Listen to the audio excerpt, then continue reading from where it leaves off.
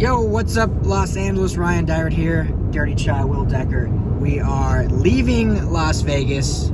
Great movie, but different results in this instance. Just finished up Pac-12 Media Day. Had a blast. It was a quick turnaround, not even 24 hours. You know, we got in town at what, 1:30 last night? 1:30, got some drinks, went to sleep, and just had a full day today. So it's been fun, man. It's been good.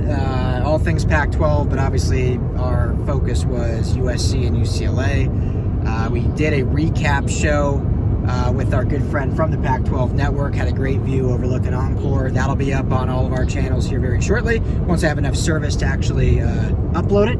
But wanted to get on the horn quickly and just kind of talk three biggest takeaways, three favorite things, just kind of a raw, live, if you will, chat about kind of our thoughts of probably our last Pac-12 Media Day, since they're going to the Big Ten. Our schools are going to the Big Ten. So starting with you, Dirty Chai. Number one, what was your biggest takeaway?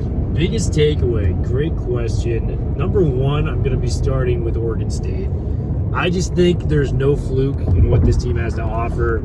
I liked the questions that Jonathan Smith and how he was answering them. They've got a quarterback battle in DJU or Aiden Childs. I think whoever they decide upon, they're going to be in good hands, man. Good defense, great coach. Just performing above their britches, you know what I mean? So I think Oregon State has been really good. That's my number one takeaway. What was yours, man? I didn't think we'd get britches used. Sometimes you got to throw it in, baby. Yeah. Burning above their britches. I like that. Yeah, man. No, definitely that's a good one. For me, biggest takeaway, I think, or one of my biggest takeaway is, I'll keep it with our teams, and it's UCLA just seems very like business as usual. Just eye on the prize. Lincoln Riley was very poignant in his answers. Very typical Lincoln Riley, like very thoughtful with his answers, very polite, but also just very, not having to beat around the bush. Was very honest in certain instances, but just focused on this season and what they can build upon last season, how great they can be. Caleb Williams, kind of very similar in a way, but also you could tell he was a little tired of the media. Oh, yeah. The media. He's kind of ready to be done with the whole media circus, and obviously he's been the face of college football since midway through last year, and rightfully so. But I think he's ready just to actually play. And then Mason Cobb, new addition. He seemed very excited to be a Trojan, more kind of embracing what was happening today and kind of just taking all in, but definitely laser focused on, he knows that it's a tall order of building what the defense was last year and what they need to be this year in order to go to the college football playoff, and seems like he'll be up to the task. And that was kind of my first takeaway, is just business as usual for USC. Yeah, man. Takeaway number two for me, Chip is just a little bit more charismatic. He's a little bit more open to the media. He had some very thoughtful answers today, something we just have not really heard from Chip. He got teary-eyed a couple times talking about the late, great Bill McGovern. Yep. And he was just a lot more caring. I think the highlight of my day, maybe my year, was I asked a question to Chip. He said, "That's a great question." Oh, yeah. UCLA fans, Oregon fans, Eagles fans, anyone that's followed Chip Kelly, tell me the last time that's happened to a reporter talking to Chip Kelly. So I felt like I was king of the world after he told me that. Chip he seems like he's got a lot more positive outlook on life, which is really cool to see, I think with Chip, like, he's always kind of been, we were talking with Yogi Roth about this afterwards, is he's always been, if you asked a very good and thoughtful question, he would answer very thoughtfully and long-winded. If you didn't, he would give you a one-word answer. I think the difference now is he's not quite as cold at bad questions, because he still gets some. But definitely when you ask a good question, which you always do, extremely thoughtful, long answers, almost excited to talk about it. Like, there's times when Chip Kelly looked like just miserable having to talk to the media. And last year I noticed this, and for sure this year, it was almost like joyful to be talking to the media. Like, thankful that we were all there. He's joking with us. Yeah. We were talking about his dog's ACL when we pulled up. He was on the injury report. He was like, "When's the last time Chip's been joking with me?" Yeah. Outside of the Thriller in Manila instance last year, that was about it. But I'll stay on that path, because my second takeaway was that it's right along those lines. Before UCLA had their actual, on the main stage, he did like a scrum upstairs on the third floor, and it was almost 25 minutes, which is unheard of. I mean, post-game promises are 4 to 5, 4 to 6. Even last year when he was, I thought much more charismatic than we've seen years past, still, a quick 8-minute scrum probably.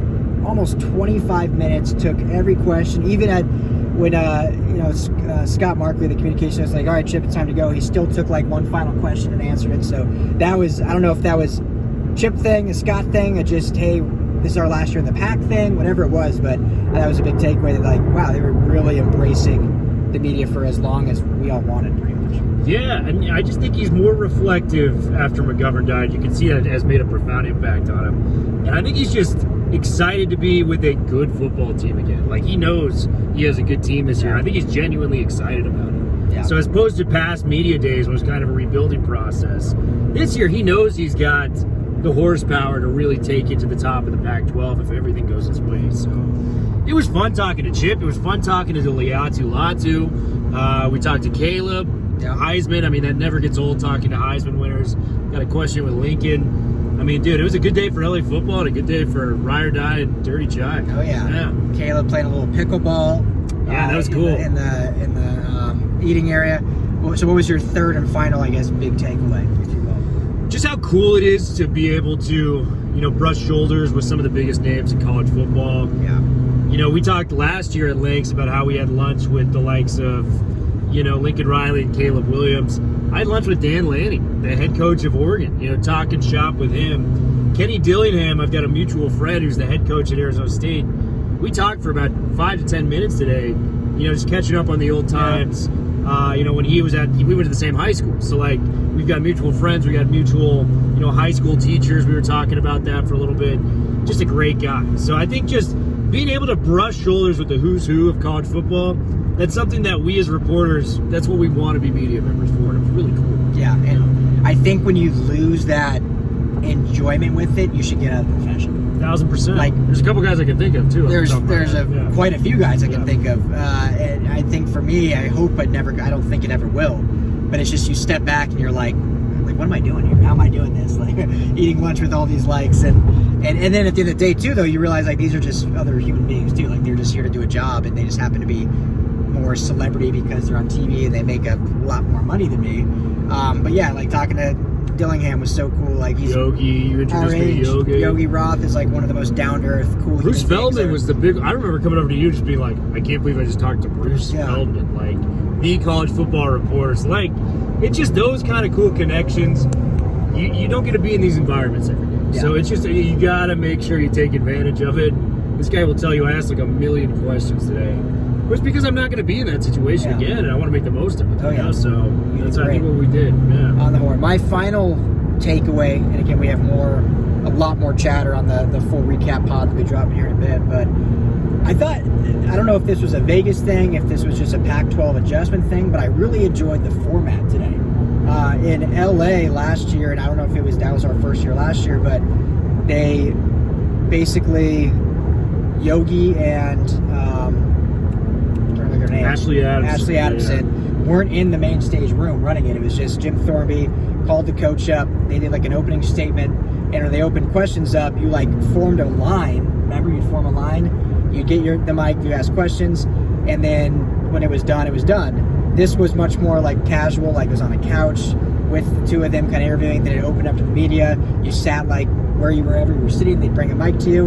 And then right after that, the players would take over after the coach. Where last year, while the coach was going, the players would be at a scrum off to the side, so you had to kind of pick and choose who you were talking to. So I really enjoyed the format and thought it gave us a much bigger opportunity to talk to everyone we wanted to, hear answers, hear more questions, instead of just getting your one question and then having to run to the next. So hats off Pac-12 for, I think, adjusting the format a lot better. Oh my gosh, yeah. I think the Vegas iteration of it was almost perfectly run. I'm just going to be honest. Like, they did in this Zouk nightclub at Resorts World, and it was a very cool setup. The mega screen in the back, as well as the LED panels on top that would show the different teams. World-class sound system, as we found out many of times when they show the highlight packages, because it is one of the best nightclubs in Vegas right now. And just the way they structured it, the food on the third floor, the media room, players outside. Pac-12 knocked it out of the park. Yeah. And we are leaving the Pac-12, and we have our feelings about how the conference is doing things. By the way, still not a TV deal secured, which is insane. Yeah. But in terms of running this event, it could not have been better. Yes. So hats off to all involved who ran it. There was like Kliavkoff gave like little murmurs, leaving breadcrumbs that there was a deal, but they didn't want to announce it today because they wanted the focus to be on football. We'll see if that comes out to be true in a week or so. But anyway, phenomenal day. Super pumped we got to be here. Thanks everyone for kind of hanging out with us virtually as we kind of brought thoughts and stuff. And obviously, like I keep saying, we'll have a full recap later. I'm sure we'll have mini recaps throughout the week as we kind of remember things and break more things down. I want to jump on the horn real quick as we make our fun 4-hour drive back to LA and running on 3 hours of sleep and fumes. But it's all worth it. And 110 degrees all day. All worth it is the big part. Yeah. We are tired and ready to, man, I'm going to sleep for like 16 hours tonight. So Yeah. it's going to be awesome. I'm going to the beach again where it's nice and cool. I need some cool weather. So thank you all for hanging out with us. We got plenty more coming. This is the LA Football Network. Dirty Chai Decker, Ryan Dyrud. Talk to you all soon.